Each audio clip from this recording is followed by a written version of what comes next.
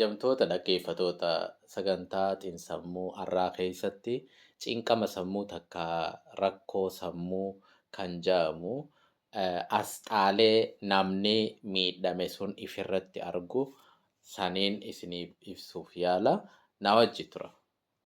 Asxaaleen namni cinqama sammuutiin miidhame asxaalee ifirratti argu haala afurii qoonna takka qaamarratti kan if argu lamada miraasaa rakkoo miraasaa sadaffaa xiinsammuusaa afraffaa amalasaa haala kanatti adda qoonna. Amma fakkeenyaaf yoo ilaalle qaamarratti namni sun asxaa maal ofirratti argaa? Takka hirriiba rafuu dhabuu, akkanumatti garaan kun isa dhukkubuu, yaasuu faa, lolloojjiyaa faa, onneen hisaaba dhaba dhawachuu, hisaaba dhaba dadhabuu, qaamnilleen akkanumatti sosossoohuu osoo inni quba hin qabne jechuudha. Qaama isaa akkanatti raaheessuu dadhabuu kana gabaabumatti hedduu keessaa gizeen gabaabseeme kana fakkaata. Xiinsammuu irratti wanni irra dhufu haala miraa isaati irratti jechuu fedheeti. Miraa isaati irratti haalli inni keessa jiru gamadi yeroo takka ni gammada yeroo takka akka nama gadduuti ta'a. Akkasumatti illee miraadhaan kan guutame hogguu yaadni isaa ni aara.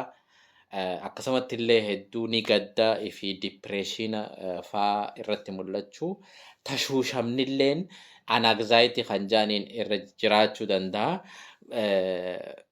Kanaatu itti mul'ata. Yoo gara xiinsammuutiin dhufne irra guddaa waan xiyyeeffatu waan laalu takka irratti irra guddaa xiyyeeffannaa waan san irratti qalbii isaa xiyyeeffachuu dhabuutu itti mul'ata. Yeroo takka takkaas confusion duraa wallooyti confusion ta'uu yaadan taane kannuu akkasumatti illee waan takka takka irraanfachuu murtii takka murteessuuf illee rakkachuu akkasumatti illee abjuu yookaan abjuun itti heddummaatee isaa badhaba. Sammuu isaa keessatti waan fedhii isaatiin osoo hin ta'in waan osoo fedhii isaatiin hin hundaa'in sammuu isaa keessa itti dhufa. Waan akkasii qabaachuu danda'a.